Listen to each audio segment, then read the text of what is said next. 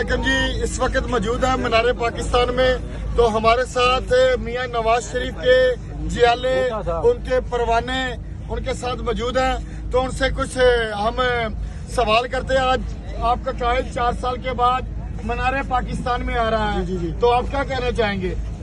भाई जी, हम अल्लाह ताला का करोड़ों मरतबा शुक्र अदा करते हैं। 4 साल में बाद मियां मोहम्मद नवाज शरीफ आ रहा है। वो पाकिस्तान की शान है, हमारी जान है। वो आएगा इंशाल्लाह। महंगाई का बम, प्लास्टिक का जोड़ा, सबका इंशाल्लाह खत्म हो जाएगा इंशाल्लाह। मियां मोहम्मद नवाज शरीफ के नाम पर हमारी जान कुर्बान। मियां मोहम्मद शहबाज शरीफ के नाम पर हमारी जान कुर्बान। बाजी मरियम नवाज तेरी जुत को सलाम, हमजा साहब तेरी जुत को सलाम। एक मैं जरूर बात करना चाहता हूँ। आज अल्लाह के हुक्म से पाकिस्तान में इधर अपना मीनार पाकिस्तान में तमाम पाकिस्तान मुस्लिम लीग उनके आ रहे हैं। आज लाहौरी ब्लॉक 3 बजे हो जाएगा, ये सारा ग्राउंड भर जाएगा। मियां मोहम्मद नवाज शरीफ की मोहब्बत जिंदाबाद। ये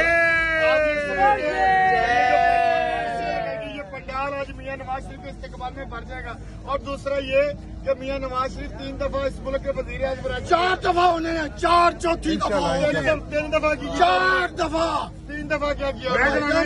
ਮੈਟਰੋ ਉਹਨਾਂ ਨੇ ਬਣਾਈ ਜਨਾਬ, ਉਹਨਾਂ ਨੇ ਮੋਟਰਵੇ ਬਣਾਈ, ਨਵਾਜ਼ ਸ਼ਰੀਫ ਜਿੰਦਾਬਾਦ। ਉਹਨਾਂ ਨੇ ਇੱਥੇ ਤੁਹਾਡੇ ਮਹਿੰਗਾਈ ਖਤਮ ਕੀਤੀ, ਨਵਾਜ਼ ਸ਼ਰੀਫ ਜਿੰਦਾਬਾਦ। ਉਹਨਾਂ ਨੇ ਆਪਣਾ ਔਰੰਜ ਟ੍ਰੇਨ ਬਣਾਈ, ਨਵਾਜ਼ ਸ਼ਰੀਫ तो जिंदाबाद। लाहौर से बनाई सारियां, तो पूरे पाकिस्तान वास्ते ਜਿਹੜਾ ਮਿਆਂ ਨਵਾਜ਼ ਸ਼ਰੀਫ ਲਾਹੌਰ ਪਾਕਿਸਤਾਨ ਦਾ ਦੇਰੇ ਲਾਹੌਰ ਬਣੇਗਾ ਤੇ ਬਾਕੀ ਚੀਜ਼ਾਂ ਮੁਲਤਾਨ ਚ ਜਾਓ, ਤੁਸੀਂ ਫਿਰਦੇ ਨਹੀਂ ਜਾਂ ਜੇਲ੍ਹ ਚ ਰਹਿੰਦੇ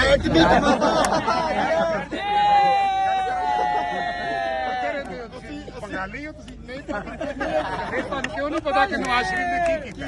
अच्छा नवाज शरीफ ने बहुत सारा काम किया है। ਤੁਸੀਂ ਸੁਬਾਹ ਉੱਠ ਕੇ ਪੇਸਟ ਨਹੀਂ ਕੀਤਾ, ਇੱਥੇ ਤੁਸੀਂ ਨਵਾਜ਼ ਸ਼ਰੀਫ ਨੂੰ ਕਹਿ ਰਹੇ ਹੋ। ਨਵਾਜ਼ ਸ਼ਰੀਫ ਨੇ ਕੀ ਕੀਤਾ ਹੈ?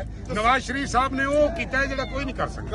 ਇਹ ਤੁਸੀਂ ਸਮਝਦੇ ਹੋ ਕਿ ਨਵਾਜ਼ ਸ਼ਰੀਫ ਹੁਣ ਆਏਗਾ ਤਾਂ ਜਿਹੜੀ ਮਹਿੰਗਾਈ ਹੈ ਉਹਦਾ ਸਾਰਾ ਕੁਝ ਡਾਲਰ ਥੱਲੇ ਆ ਜਾਏਗਾ। ਡਾਲਰ 120 ਰੁਪਏ ਤੇ ਆਏਗਾ। ਅੱਜ ਦੀ ਤਰੀਕ ਯਾਦ ਕਰ ਲਓ, ਸ਼ਕੀਲ ਚੰਦ ਕਹਿ ਰਿਹਾ ਤੁਹਾਨੂੰ, ਡਾਲਰ 120 ਰੁਪਏ ਤੇ ਆਏਗਾ ਨਵਾਜ਼ ਸ਼ਰੀਫ ਸਾਹਿਬ ਦੇ ਆਉਣ। ਸ਼ਕੀਲ ਸਾਹਿਬ ਦੀਆਂ ਜੁਗਤਾਂ ਤੇ ਨਾਲ ਪਤਵਾਲੇ ਦੇ ਨਾਲ ਇਹਨਾਂ ਦਾ ਕਹਿਣਾ ਕਿ ਮਿਆਂ ਨਵਾਜ਼ ਸ਼ਰੀਫ ਜਦੋਂ ਪਾਕਿਸਤਾਨ ਜਾਏਗਾ ਤੇ ਮਹਿੰਗਾਈ ਜਿਹੜੀ ਪਤਾ ਜਾਏਗਾ।